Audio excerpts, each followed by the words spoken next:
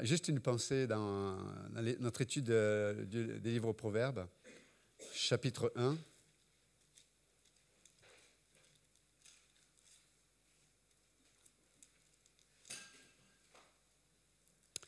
Proverbe 1, verset 4. Je vais lire les versets en amont, pardon. Verset 1.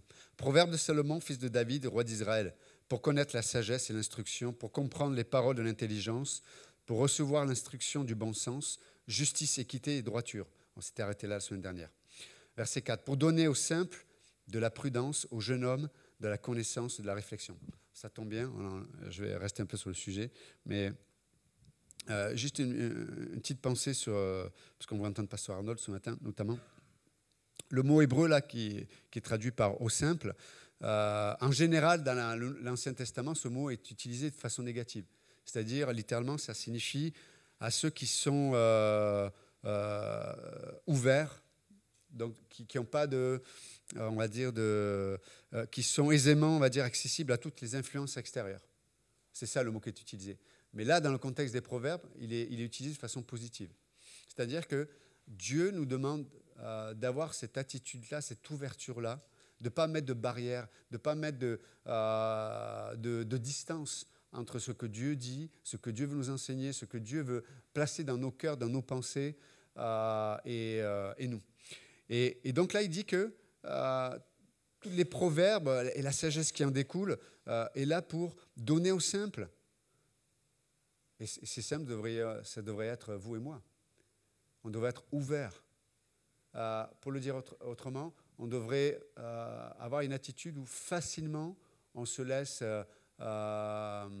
imprégner par les choses de Dieu. Or, malheureusement, comme dit Paul dans l'Épître aux Corinthiens, on peut mettre des barrières, littéralement des forteresses de raisonnement. Des forteresses de raisonnement contre la connaissance de Jésus-Christ. Et c'est ce qui fait que Dieu peut nous paraître tellement loin à cause de nos raisonnements. Dieu nous a donné la raison pour avoir de la réflexion, bien sûr. Mais il ne faut pas qu'on s'enferme dans nos raisonnements. Ça s'appelle le rationalisme. On a un enfermement où, malheureusement, on est ouvert aux mauvaises choses et on résiste aux influences que Dieu voudrait avoir dans nos vies. Donc il dit que, voilà, pour que les simples aient littéralement de la prudence. En tout cas, dans ma Bible, c'est traduit comme ça. Mais le mot, c'est le mot de la raison aussi. Je ne sais pas si vous avez cette traduction. Je ne sais pas les traductions que vous avez. Mais en hébreu, ça parle littéralement de la ruse. Le mot, c'est la ruse. Il faut que ceux qui sont ouverts, ceux qui sont simples, reçoivent, deviennent rusés. Et littéralement, ça sous-entend, là aussi, c'est vu de façon positive, ça signifie d'être sagace. Pas agacé, sagace. Hein? Être sagace. Littéralement, ça sous-entend le fait d'être quelqu'un qui arrive à pénétrer, quelqu'un qui... je vais le dire autrement. Celui qui est sagace ou rusé, c'est celui qui sait comment découvrir les choses. Vous savez, donc les proverbes nous donnent la capacité de pouvoir découvrir ce qui est caché mais qui est bon pour nous. Vous êtes avec moi ou pas? Donc, celui qui est ouvert à Dieu, celui qui ne résiste pas à Dieu par des faux raisonnements qui sont liés à sa propre sagesse, il va recevoir de la part de Dieu la capacité de découvrir ce qui est réellement important et ce qui appartient réellement à Dieu. C'est pas extraordinaire ça, les promesses de Dieu? Et puis il continue, il dit, mais dans le même verset 4, au jeune homme de la connaissance. Et là, j'aime bien en hébreu, au jeune homme, ça signifie celui qui est dépourvu d'expérience. Littéralement, la racine du mot jeune homme, là, ça signifie celui qui rugit et qui fait bouger sa crinière. Pour le dire autrement, la typologie du jeune homme ou de manque de maturité, c'est celui qui veut exprimer ou imposer ou en tout cas manifester ce qu'il sait ou ce qu'il est.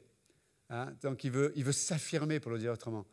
Parce que comme il a un manque de sécurité dans son identité, il veut s'affirmer. C'est ce que ça sous-entend. C'est ça, le manque de maturité. Le jeune homme, là, dans le contexte là. Et je pense qu'il y a des domaines où on a de la maturité, puis il y a plein de domaines où on n'a pas de maturité. Mais là, il dit que, voilà, au jeune homme, Dieu va lui donner de la connaissance, de la réflexion. Et j'aime cette pensée-là. C'est dire, OK, peut-être il y a des domaines où je n'ai pas encore la maturité, mais je peux recevoir la réflexion, la sagesse de Dieu, les outils de Dieu qui vont me protéger même au milieu de mon immaturité. Vous êtes avec moi ou pas? Et ça, on a besoin de le reconnaître. Il y a des domaines où, des fois, il y a beaucoup de gens qui ont de l'immaturité dans les relations. Ils ne savent pas gérer les conflits, ils ne savent pas gérer quand je dis on ne sait pas le gérer, c'est qu'on va se vexer, on va se mettre en colère. À moi, tu oses me dire ça? À moi? Calme-toi, tout va bien. Mais c'est souvent, quand on s'emporte comme ça montre notre manque de maturité.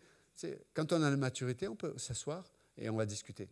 Et on n'a pas peur d'être mis à nu. C'est ça, quelqu'un qui est mûr. Je n'ai pas peur. Et on discute. On dit, OK, il y a ça dans tes... Alors, bien sûr qu'on est tous pareils. À prime abord, dès qu'on met en lumière notre nudité, on n'aime pas ça. C'est vrai ou pas? On réagit très souvent. Mais on a besoin de prendre la distance et de discuter. Dire, OK, on réfléchit ou on va prier. Avant de parler, on va prier. On prie ensemble. Et la maturité. Donc on n'est pas obligé de, comme dit ce mot-là, de rugir et de bouger notre crinière pour montrer qu'on existe, quoi. Voilà, moi je suis quelqu'un. Tu sais, comme les petits... En fait, c'est l'image des petits lions, là, les petits lionceaux, là, qui veulent faire comme le papa. Tu sais, le lion, il est là, il n'a même pas besoin de rugir, il est là, il promène, tout le monde baisse la tête, quoi. Mais eux, ils veulent montrer qu'ils sont comme leur papa. Donc, ils rugissent, ils veulent bouger partout, etc. Vous savez, quand on manque de maturité, souvent on est agité, quoi. C'est ça. Et on parle trop, non. Hey, Dieu nous donne... Dieu n'a pas peur de notre immaturité. Il nous donne les outils, à travers ses proverbes, pour même vivre positivement les domaines où on manque de maturité. C'est pas merveilleux, ça? Et donc, ce matin, juste nous encourager de voir que Dieu a des beaux projets pour nous. Et oui, moi, je veux être simple.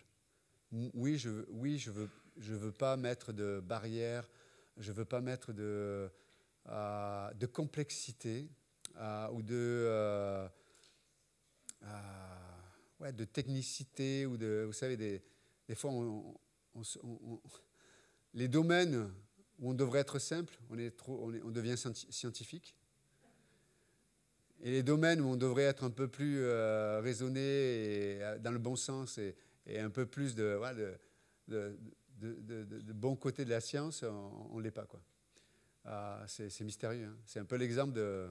vous savez, les gens qui ne vont pas passer leur bac et qui vont voir les résultats pour savoir s'ils ont réussi le bac. C'est des gens qui ont une foi extraordinaire. C'est vrai ou pas? Bon, ils n'auront pas le bac. Ouais. Et donc, des fois, les gens n'investissent pas, ne rejoignent pas la sagesse de Dieu, ils atteignent le résultat. C'est quand même incroyable, ça. Ça, pour moi, c'est un mystère. Donc, Dieu nous appelle à vivre par la foi, mais la foi est toujours précédée par une semence, et la semence de la parole de Dieu, de la pensée de Dieu, et du regard de Dieu dans nos vies.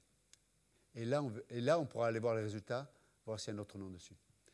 Et sûrement qu'il y sera. OK? Merci à vous. Que Dieu vous bénisse.